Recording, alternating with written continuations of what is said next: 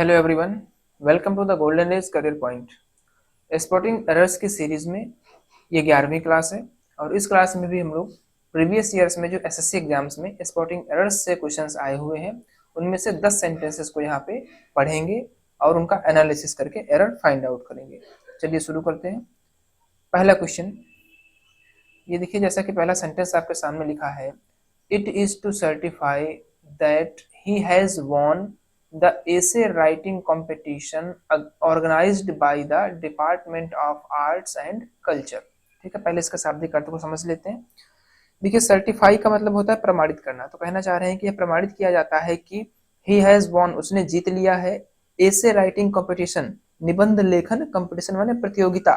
ठीक है, ऑर्गेनाइज्ड का मतलब क्या होता है, आयोजित करना, आयोजित की गई थी प्रतियोगिता किसके द्वारा, bye the department of arts and culture, कला और संस्कृति विभाग के द्वारा आयोजित की गई थी। ठीक है, तो पूरी हिंदी क्या निकली इसकी, कला और संस्कृति विभाग द्वारा आयोजित निबंध लेखन प्रतियोगिता को उसने जीत लिया जाता है, ऐसा प्रमाणित किया जाता है। ठीक है, अब देखते हैं एरर इसमें फाइंड आउट करते हैं। लिखा है इट इज टू सर्टिफाई, बस पार्ट ए में ही एरर हो गई। क्या एरर है, ये टू सर्टिफाई नहीं होकर के यहाँ पर क्या होगा, थर्ड फॉर्म होगा, इट इज सर्टिफाइड। ठीक है, पैसिव वॉइस में बनेगा इट इज सर्टिफाइड। ठीक है, इट इज सर्टिफाइड। अब इसमें एरर, ये पार्ट ए में एरर फाइंड आउट होगी। देखिए, ऐसा इसलिए है क्योंकि इट इज टू सर्टिफाई का मतलब क्या है, प्रमाणित करना। टू का मतलब इन्फिनिटिव, कोई काम करना होगा, ठीक है, उसके लिए, उद्देश्य के लिए, लेकिन यहाँ पर प्रमाणित किया जा चुका है ना, हो चुकी है सारी घटना, तो it is certified passive voice में है। यह प्रमाणित किया जाता है और प्रमाणित किसी के द्वारा किया जाएगा, इसलिए सेंटेंस जो है वो इसका वॉइस क्या है, एक्टिव वॉइस में है। ठीक है, पैसिव वॉइस में, सॉरी, पैसिव वॉइस में है। ठीक है, एक्टिव वॉइस में ना होकर के पैसिव वॉइस में ये सेंटेंस दिया गया है, तो इसलिए इसमें थर्ड फॉर्म आएगी। ठीक है, चलिए नेक्स्ट सेंटेंस देखते हैं। सेंटेंस नंबर 2 लिखा हुआ है, सेंटेंस नंबर 2 में, neither of the sisters are sensible enough to carry out the plan. ठीक है, पहले इसकी हिंदी अर्थ को समझते हैं। देखिए, नाइदर ऑफ द सिस्टर्स, इसका मतलब दो की बात होती है, नाइदर माने तो मतलब बहनों में से कोई भी नहीं। आर सेंसिबल माने, सेंसिबल का मतलब समझदार, इनफ माने इतनी, इतनी समझदार नहीं है, to carry out the plan, की योजना को। देखिए, प्लान में क्या होता है, योजना को, कैरी आउट माने पूरा कर सके। ठीक है, कह रहे हैं कि बहनों में से कोई भी इतनी समझदार नहीं है जो योजना को पूरा कर सके। अब इसमें एरर फाइंड आउट करते हैं। देखिए, यहाँ पर कंजक्शन नेदर। ठीक है, अब ध्यान रखेंगे, नेदर के साथ में जो भी सब्जेक्ट आता है तो वो हमेशा सिंगुलर के बारे में बात करता है। ठीक है, नेदर का यूज हमेशा सिंगुलर। ठीक है, मतलब कई में से हमको चुनना है। ठीक है, तो सीधी सी बात है, जब सब्जेक्ट सिंगुलर है तो सब्जेक्ट वर्ब एग्रीमेंट के अकॉर्डिंग जो हेल्पिंग वर्ब होनी चाहिए वो भी सिंगुलर ही होनी चाहिए ना। तो neither of the sisters is, are ना होकर के क्या होगा, इज। ठीक है, दोनों में से कोई भी नहीं, इसका मतलब बात यहाँ पर सिंगुलर की हो रही है। एरर फाइंड आउट हुई पार्ट बी में। ठीक है, ध्यान रखेंगे, नेदर नॉर हो गया, आइदर आर हो गया। ठीक है, ऐसे कुछ कंजक्शन है जिनमें सिंगुलर वर्ब आती है हमेशा। नेक्स्ट सेंटेंस नंबर 3, इसमें देखते हैं क्या एरर है, पढ़ेंगे पहले। Many a man have come to India from Bangladesh to live here permanently. ठीक है, अब इसका पहले शाब्दिक अर्थ समझ लेते हैं। देखिए, मैनी अ मैन मतलब बहुत से लोग, कई लोग, have come to India Bharat आए, फ्रॉम बांग्लादेश बांग्लादेश से, टू लिव माने रहने के लिए, टू लिव। देखिए यहाँ पर ये इन्फिनिटिव का यूज हुआ ना, तो ये उद्देश्य बता रहा है, काहे के लिए आए हैं, रहने के लिए आए हैं। हेयर मीन्स यहाँ, परमानेंटली मीन्स होता है स्थायी तौर पर। ठीक है, स्थायी रूप से। तो पूरा अर्थ क्या निकला कि कई लोग बांग्लादेश से इंडिया आए हैं यहाँ पर स्थायी रूप से रहने के लिए। ठीक है, अब एरर फाइंड आउट करते हैं। पार्ट ए में हम लोग ने देखा यहाँ पर क्या, मैनी अ, तो यहाँ पर अ का यूज हो गया ना, तो सिंगुलर बन गया ये, और जबकि यहाँ पर इन्होंने वर्ब जो है वो प्लूरल की लगा रखी है, हैव के स्थान पर क्या होना चाहिए, हैज होना चाहिए। ठीक है, तो पार्ट बी में एरर हो गई। Many a man has come to India from Bangladesh to live here permanently. ठीक है, ध्यान रखेंगे इस चीज को कि अगर मैनी के साथ में आ आया हुआ है, मैनी आ, तो इसका मतलब ये सिंगुलर है, और सिंगुलर के साथ में सिंगुलर वर्ब आएगी सब्जेक्ट वर्ब एग्रीमेंट के अकॉर्डिंग। चलिए नेक्स्ट सेंटेंस नंबर 4, देखिए क्या बताया गया है इसमें, करें knowledge and wisdom makes an individual truly complete and self assured. ठीक है, पहले इसका शाब्दिक अर्थ को समझते हैं, वाक्य की हिंदी को समझते हैं। कह रहे हैं knowledge and wisdom, knowledge means क्या होता है, ज्ञान। ठीक है, ज्ञान और विजडम मीन्स क्या होता है, बुद्धिमत्ता। ज्ञान तथा बुद्धिमत्ता makes an individual truly complete and self assured. ठीक है, हाँ, तो क्या कहना चाहते हैं कि ज्ञान और बुद्धिमत्ता मेक्स माने बनाते हैं, इंडिविजुअल माने यहाँ पर कोई व्यक्तिगत रूप से कोई भी हो सकता है, ट्रूली कंप्लीट माने पूर्ण रूप, पूर्णता प्रदान करता है, एंड सेल्फ एश्योर्ड, एश्योर्ड का मतलब क्या, आश्वस्त, तो इसका मतलब क्या हो जाएगा, आत्मविश्वासी। ठीक है, पूरे पूरा अनुवाद क्या निकला, ज्ञान और बुद्धिमत्ता किसी को भी पूर्ण और आत्मविश्वासी बनाती है। ठीक है, अब इसमें एरर फाइंड आउट करते हैं, देखते हैं कहीं पर है या नहीं है, जरूरी नहीं कि एरर हो। ठीक है, इसलिए मैं यहाँ पर कुछ सेंटेंस नो एरर वाले भी ले लेता हूँ, इसमें कोई एरर नहीं है। ठीक है, ऑप्शन डी बिल्कुल सही है। अब देखते हैं क्यों नहीं है। नॉलेज एंड विजडम, देखिए यहाँ पर आप लोग सोच सकते हैं कि नॉलेज एंड विजडम, यहाँ पर एक तो नॉलेज हो गया, दूसरा विजडम हो गया। ठीक है, दो सब्जेक्ट हो गए, और दो जब एंड के द्वारा जुड़े होते हैं तो प्लूरल होता है, तो आपके मन में आ रहा होगा कि प्रेजेंट इंडेफिनिट के रूल्स के अकॉर्डिंग यहाँ पर एस या एस नहीं लगना चाहिए, क्योंकि सिंगुलर अगर सब्जेक्ट होता है तब एस या एस लगाते हैं वर्ब में। लेकिन कुछ सब्जेक्ट ऐसे होते हैं जो एक दूसरे के पूरक होते हैं, जैसे ज्ञान और बुद्धिमत्ता। ठीक, एक और होता है बटर एंड ब्रेड। ठीक है, बटर एंड ब्रेड जो होता है उसके साथ में सिंगुलर भी आएगी, मतलब ये दोनों एक दूसरे को पूर्णता प्रदान करते हैं, इसलिए ये दोनों मिलकर के एक सब्जेक्ट बनाएंगे। इसके अकॉर्डिंग यहाँ पर सिंगुलर वर्ब बिल्कुल सही है, तो इस सेंटेंस में नो एरर है, बाकी सब कुछ सही है। यहाँ पर इंडिविजुअल से पहले एन आर्टिकल का यूज हुआ, बिल्कुल सही है। ठीक, कंप्लीट एंड सेल्फ एश्योर्ड, कोई एरर नहीं है सेंटेंस में। नेक्स्ट सेंटेंस नंबर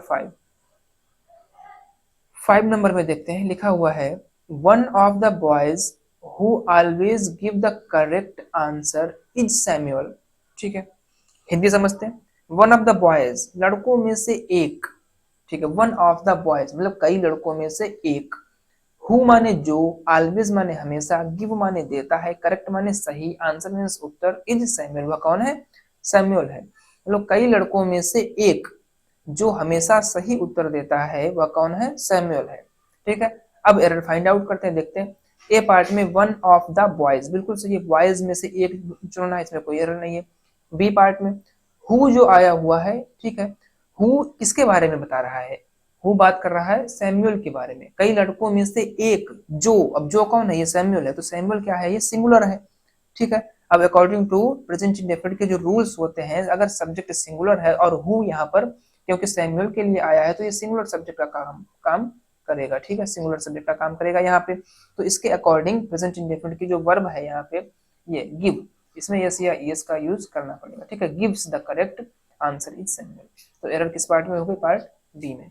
ठीक है, यहाँ पर हु किसके लिए यूज हुआ है, सैमुअल के लिए, तो सैमुअल के अकॉर्डिंग मेन वर्ब के फर्स्ट फॉर्म में प्रेजेंट इंडेफिनिट के रूल्स के अकॉर्डिंग यस या यस का प्रयोग करना पड़ेगा। चलिए नेक्स्ट सेंटेंस नंबर 6।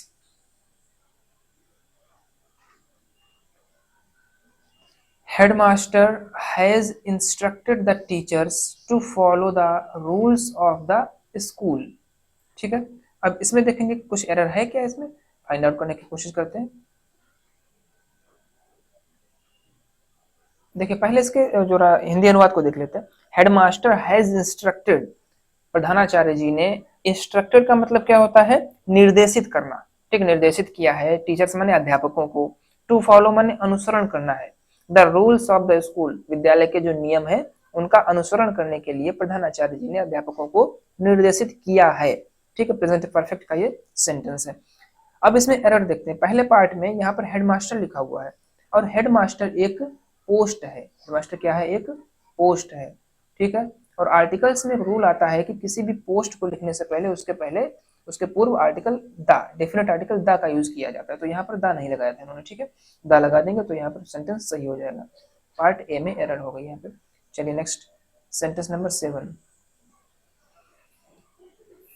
इसमें क्या है, the first inning of the match was very sensational. ठीक है, अब हिंदी अनुवाद देखेंगे, फर्स्ट इनिंग्स मैंने क्या होता है, अच्छा यहीं पर एरर फाइंड आउट हो गई। देखिए कुछ शब्द ऐसे होते हैं, कुछ नाउन्स ऐसे होते हैं जिनमें क्या करना पड़ता है, हमको बहुवचन में ही यूज करने पड़ते हैं, इनिंग्स हमेशा। ठीक है, कभी भी इनिंग नहीं आता है, इनिंग्स आता है। The first innings of the match was very sensational. ठीक है, मैच की जो पहली पारी थी वो बहुत ही ज्यादा कैसी थी, सनसनीखेज। ठीक है, तो पार्ट ए में यहाँ पर एरर हो जाएगी, the first innings. Next sentence number 8। देखिए लिखा हुआ है one should respect the religions, ठीक, religions of others as much as his own.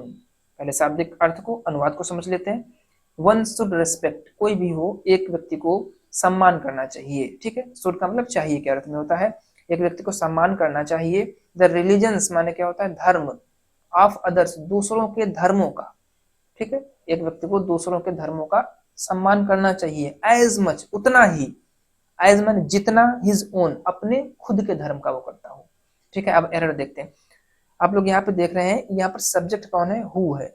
ये क्या है, हमारा सब्जेक्ट है, ठीक है। नॉमिनेटिव केस में है, सब्जेक्टिव केस में आया हुआ है हु। तो सीधी सी बात है, अब इस सेंटेंस में जो भी केस आएगा इससे संबंधित, ठीक है, तो वो हम लोग वन के अकॉर्डिंग ही रखेंगे। चलिए देखते हैं। वन शुड रिस्पेक्ट सही है।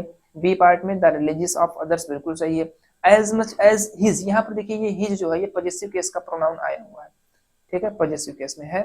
लेकिन ये जो है किसके अकॉर्डिंग लगेगा, सब्जेक्ट के अकॉर्डिंग। सब्जेक्ट यहाँ पर वन है और वन के साथ में पॉजेसिव केस में क्या लगता है, वंस लगता है, एपोस्ट्रोफी एस वाला, ठीक है, वंस लगता है। तो हिज ना होकर के वंस लग जाएगा। पार्ट सी में एरर फाइंड आउट हुई इसमें। चलिए नेक्स्ट देखते हैं। सेंटेंस नंबर 9 लिखा है, on a holiday I prefer reading story books than visiting my friends, ठीक है। हिंदी अनुवाद देखते हैं। कह रहे हैं ऑन अ हॉलीडे, एक छुट्टी के दिन पर।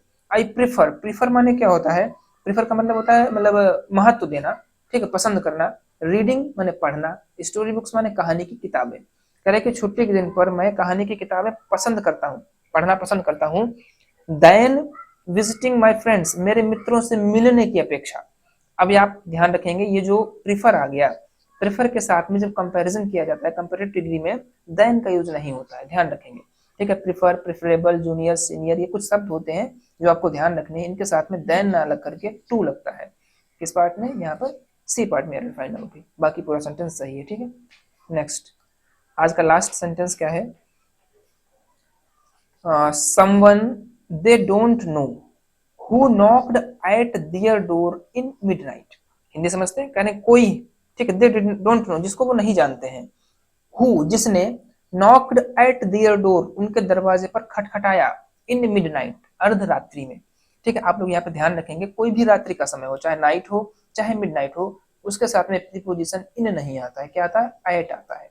इन का प्रयोग दिन के समय के लिए किया जाता है, जैसे मॉर्निंग हो गया, नून हो गया, आफ्टरनून हो गया, इनके साथ में इनका यूज करते हैं। और रात्रि के समय जो होते हैं, जैसे नाइट है, मिडनाइट है, इनके साथ में एट का यूज किया जाता है, ठीक है। तो यहाँ पर प्रीपोजिशन एट लगेगा।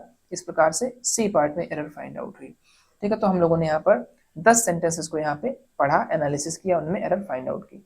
तो आप लोग बने रहिए गोल्डन स्केल पॉइंट के साथ में। Thank you very much.